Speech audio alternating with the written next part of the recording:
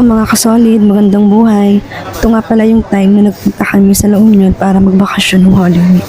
Sa sobrang haba ng biyahe ay naisipan namin mag-drop by sa Lisa's Restaurant dito sa Pangasinan.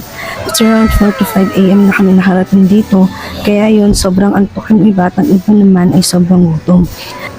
Pwede rin pala kayong bumili dito ng mga pasalubong dahil marami rin kayong pagpipilian. Ang specialty nga pala nila rito ay lugaw. Pwede kayong mamili ng toppings kung anong gusto nyo. Pwedeng laman, tokwa, o itlog.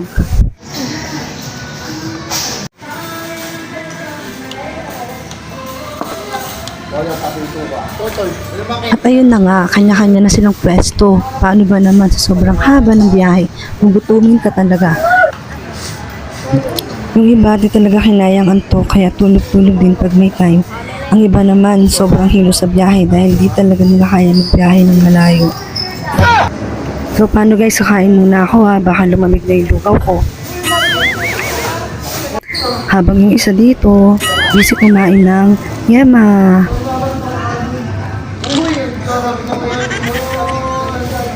Yan muna for today's video. Thank you for watching.